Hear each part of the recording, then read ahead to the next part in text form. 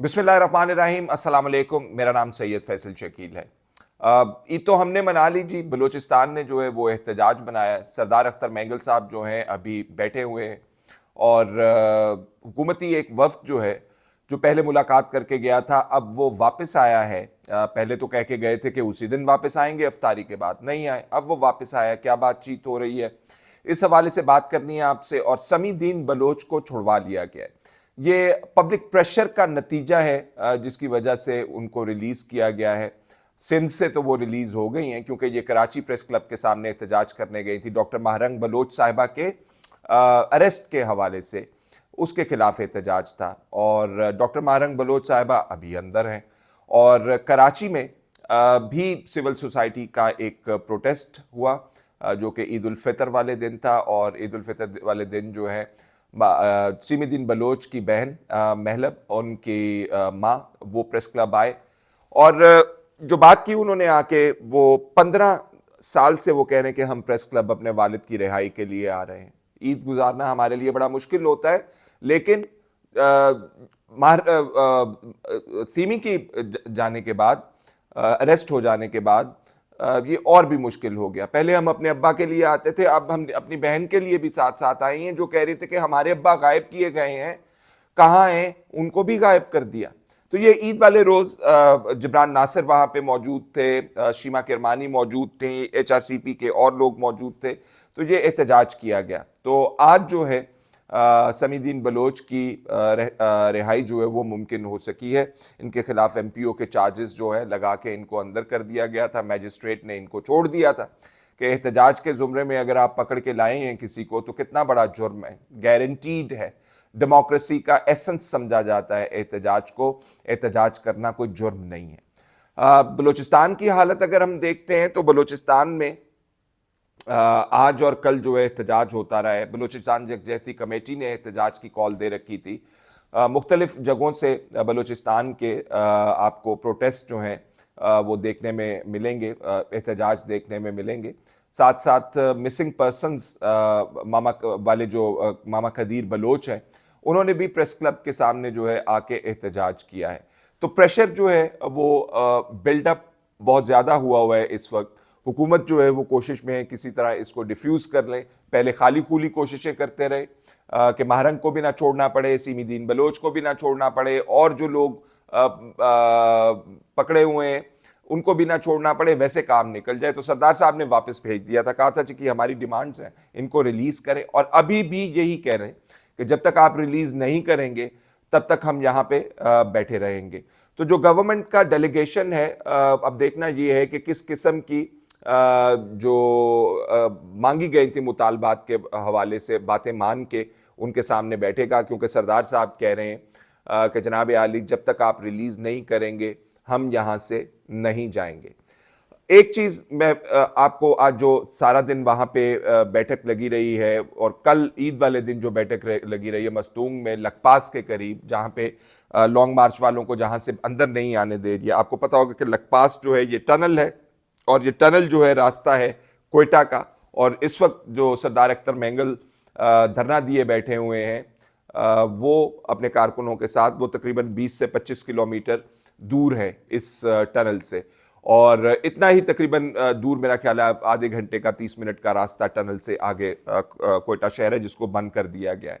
तो वो सख्ती इतनी ज़्यादा की हुई है कि सुप्रीम कोर्ट बार एसोसिएशन का आज एक डेलीगेशन रऊफ अता साहब के हमरा जाना चाह रहा था वहाँ पे।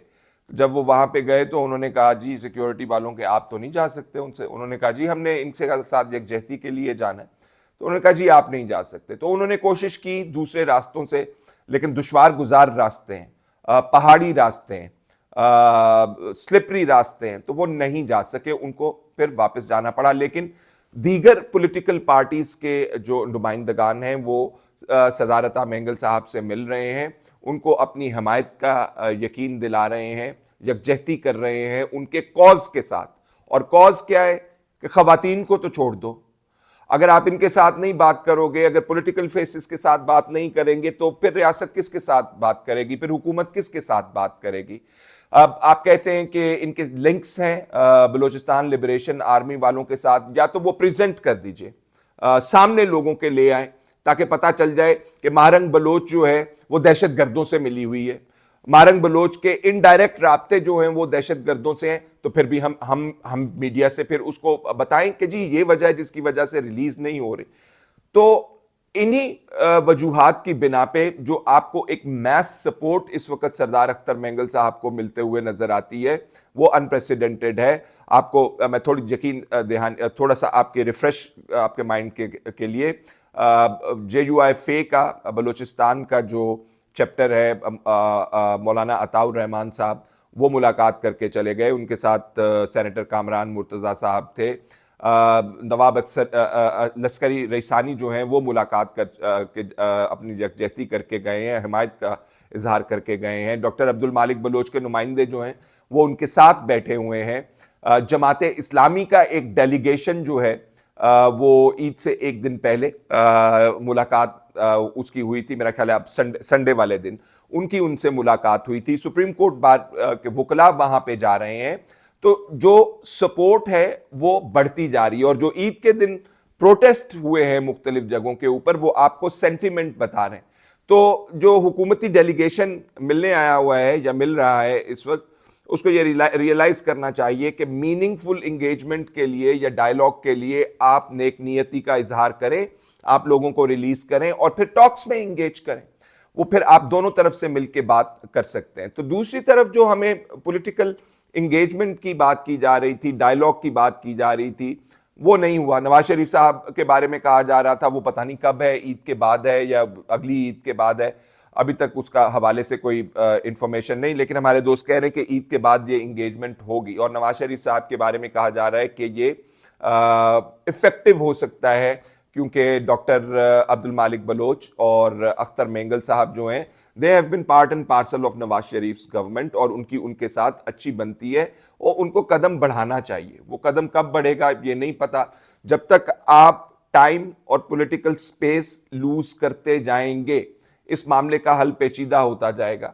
تو ریلیز کر دیں، بات چیت کا جو ہے وہ عمل شروع کریں اور ساتھ ساتھ جو بلوچستان حکومت ہے اس کو instead of being as a stake holder یہ سمجھیں کہ ہمیں نقصان ہوگا اس بات سے، ان کو آگے بڑھ کے بات چیت کرنی چاہیے کیونکہ اس وقت وہ حکومت کے اندر ہے اور نیک نامی جو ہے انہی کی ہوگی اگر وہ اس بات کا پروسیس کا انیشیٹ کر دیتے ہیں، مارنگ بلوچ کو چھوڑ دیتے ہیں اور اس کے بعد ان کے ساتھ انگیجمنٹ شروع کر دیتے ہیں. تو اس کو شاید بلیسنگ ان ڈسگائز بھی سمجھنا چاہیے کہ ڈاکٹر اختر مینگل جیسے لوگ جو آئین کے حوالے سے بات کرتے ہیں، جو جمہوریت کی بات کرتے ہیں، جو اپنے سفیر کے اندر رہ کے پالیٹکس کی بات کرتے ہیں، ان کے ساتھ انگیج کرنا ریاست کے لیے اچھا ہے، حکومت کے لیے اچھا ہے. اور یہ میرا خیال ہے نیک کام کے اندر میرا نہیں خیال کہ آپ کو مزید دیر کرنی چاہیے. فی الحال اتنا ہی جی، کل انشاءاللہ تعالیٰ دوبارہ اس کے اوپر آپ کو بریف کریں گے. اللہ حافظ.